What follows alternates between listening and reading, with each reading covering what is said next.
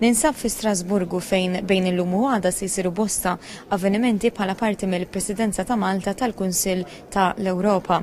Illum l-Assembleja Parlamentari kienet indirizzata mid-Deputat Prim Ministru Malti Ian Borch.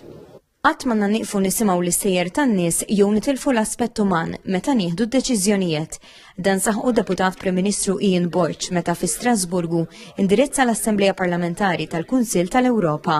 Fl-indirizz tiegħu lill-membri fir-rwol ta' President tal-Kumitat tal-Ministri tal-Kunsill tal-Ewropa, Dr. Borch ħeġġiġhom biex ikunu simbolu ta' tama u umanità u jwittu triq lejn preżent ġust u futur paċifiku u dinjetus. Ma rridux ninsew illi din l-organizzazzjoni għandha saħħa kbira, għax kif għamilna f'Ġunju li għadda, waqqafna tribunal speċjali biex insommu lil dawk responsabbli mill-gwerra, pereżempju fl-Ukrajna, kontabbli.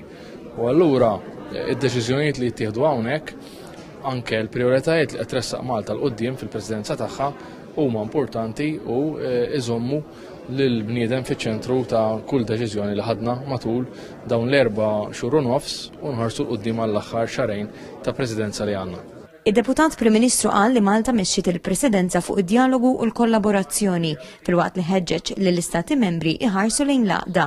Semma l-kriżi f'Gaza fejn eluf ta' innoċenti qed ibatu l-ġuħ u insista fuq il-moderazzjoni u l-proporzjonalità skont il-liġi internazzjonali kif ukoll fuq il-protezzjoni tal-ġurnalisti fil-Palestina. Elenka 3 laqat li saru f'Malta tul il-Presidenza Maltija fosthom konferenza dwar ir-reżiljenza demokratika kontra id-diżinformazzjoni.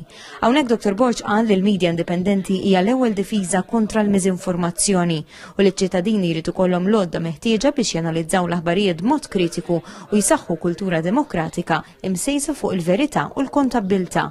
Semma l-konferenza tal-Ministri dwar iż-żgħażagħ li se ssir f'Malta l-ġimgħa d-dieħla u sostna li d-demokrazija tissaħħaħ meta nies u żgħażagħ jingħataw il-qawwa biex jiffurmaw il-ġejjieni tagħhom. Il-lejla l-impenji ikomplu fuq nota kemm xejn differenti għaliex ser issir lejla Maltija, ċelebrazzjoni ta' dak kollu li huwa Malti. Ta' bħala parti miċ-ċelebrazzjonijiet tal-Jum Nazzjonali ta' Malta u anke tas-60 anniversarju minn meta Malta issieħbet membru tal-Kunsill tal-Ewropa.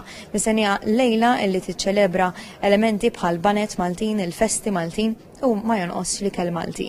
Ċelebrazzjoni ta' dak kollu illi jiffurma u jsawwar l-identità Maltija. Trisha Falzon minn Strasburgu għal TVM News.